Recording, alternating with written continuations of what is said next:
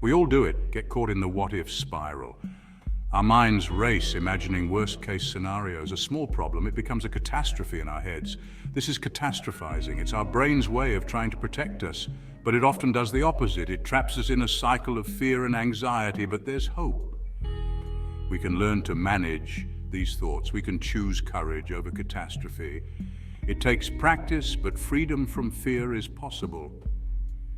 Let's explore how. Catastrophizing is like using a magnifying glass on our worries. We take a small problem and blow it out of proportion.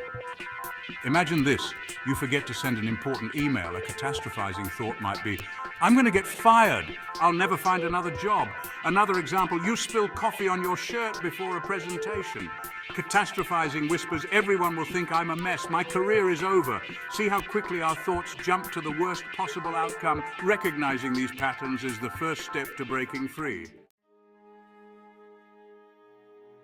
When we catastrophize, our bodies react as if the imagined danger is real.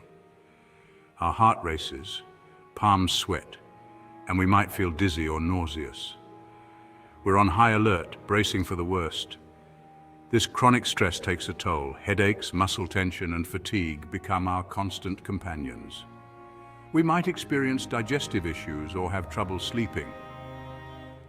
Over time, this constant state of anxiety can weaken our immune system, making us more susceptible to illness. Our brains are wired to protect us from danger.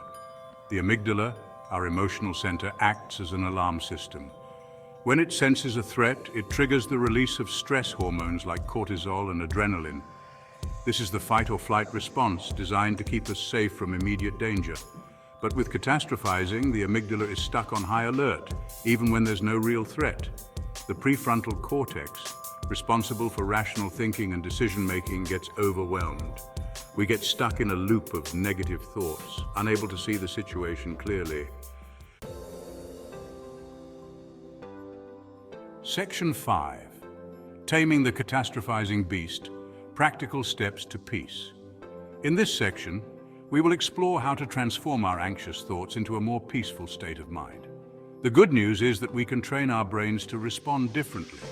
By practicing mindfulness and other techniques, we can rewire our thought patterns. It takes effort and practice, but we can learn to quiet the alarm system and reclaim our peace of mind. Deep breathing exercises can be particularly effective in calming our nervous system. Here are some strategies that can help. Challenge negative thoughts. Start by identifying the negative thoughts that trigger your anxiety. When you catch yourself catastrophizing, ask yourself, is this thought really true? What's the evidence? Write down your thoughts and examine them critically. Often you'll find that your fears are unfounded. By challenging these thoughts, you can reduce their power over you. Focus on what you can control. Instead of getting lost in the what-ifs, concentrate on the aspects of the situation that you can influence. Instead of dwelling on the what-ifs, shift your attention to what you can do to improve the situation. This shift in focus can make a significant difference in how you feel.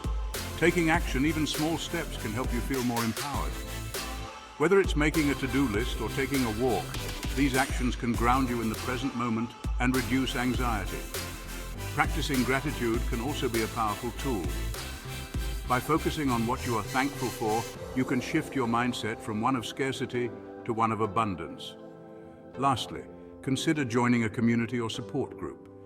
Sharing your experiences and learning from others can provide additional strategies and emotional support. Remember, peace of mind is a journey, not a destination.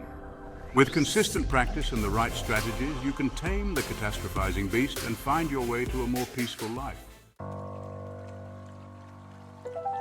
Section 6.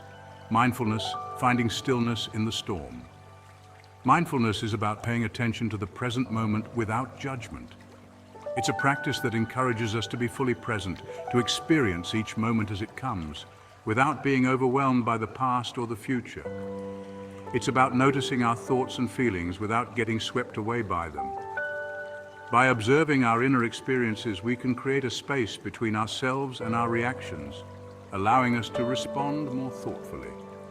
Regular mindfulness practice, like meditation or deep breathing exercises, can help us become more aware of our thought patterns and develop a sense of calm. These practices train our minds to focus and to let go of distractions, fostering a deeper sense of peace. Even simple practices like focusing on your breath for a few moments or paying attention to the sensations of your feet on the ground can make a difference. These small moments of mindfulness can accumulate, helping us to navigate daily stresses with greater ease. The key is to find what works for you and make it a regular part of your routine. Whether it's a few minutes of meditation in the morning, mindful walking, or simply taking a moment to breathe deeply during a busy day, integrating mindfulness into your life can create a profound shift in how you experience the world. Section 7. You've got this: embracing imperfection and building resilience. Remember, we're all human. We all make mistakes. It's part of what makes us who we are. Instead of striving for perfection, let's embrace our imperfections and practice self-compassion. When we're kind to ourselves, we're better equipped to handle challenges and bounce back from setbacks. Building resilience takes time and effort. It's about developing healthy coping mechanisms, nurturing supportive relationships, and learning from our experiences. It's about recognizing our strength and believing in our ability to overcome adversity. Section 8, a call to action: choosing courage over catastrophe. In the face of adversity, we often find ourselves at a crossroads where the path we choose can define our future. You have the power to choose how you respond to challenges. Every obstacle presents an opportunity to either succumb to fear or rise with courage. You can choose to get swept away by fear and anxiety, or you can choose courage.